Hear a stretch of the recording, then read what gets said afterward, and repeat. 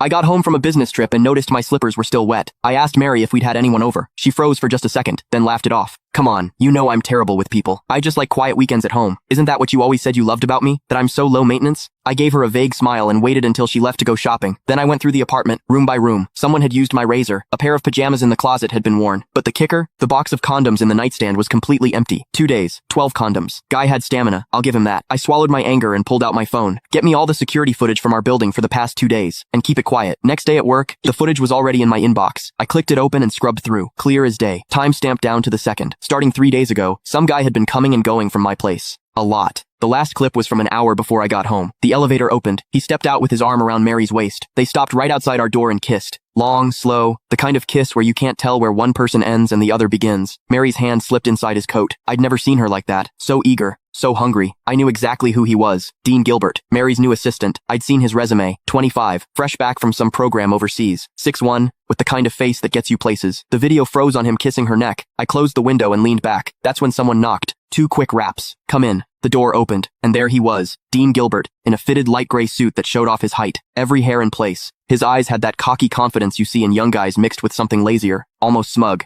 He was holding a folder. Chairman Dickerson. His voice was all business. President Henson asked me to bring over the year-end bonus list for your signature. He walked to my desk and set the folder down. No small talk. Didn't leave. Just stood there, waiting. Perfect posture. But his eyes drifted past me to the bookshelf like this was just some boring errand. I looked up at him. He didn't flinch. He even smiled, a smile that was hard to read. Normally, when Mary sent stuff like this or had her secretary bring it, I'd glance at the total and sign. She handled HR and finance. I'd always given her free rein. But today, I picked up the folder, opened it. I went through page by page. Bonuses ranged from tens of thousands to a few 100,000, nothing unusual for this year. Then I hit the last page. My hand stopped. Next to Dean Gilbert's name was a long string of numbers. Year end. Bonus. $1 million.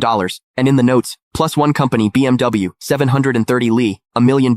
A BMW 7 Series, for an assistant who'd been here less than 6 months. I stared at that number for 2 seconds. Then I looked up. Dean was watching me. That little smile had gotten bigger, and there was something in his eyes, now impatience. Chairman Dickerson, is there a problem? His tone was still polite, but there was an edge, a push. Miss Henson is waiting to head out. He made sure to emphasize those last words. I picked up my Mont Blanc pen and uncapped it. The tip hovered over the signature line. Didn't touch down. Mr. Gilbert, you've been with the company about 5 months now, right? My voice gave nothing away. 1 week shy of 5 months. Quick answer. Smooth. I said nothing. I signed. Thank you, Chairman Dickerson. He took the folder back, flipped to check my signature, then closed it. And right as he turned to leave, I caught it. Click the link in my bio to get the full story for free.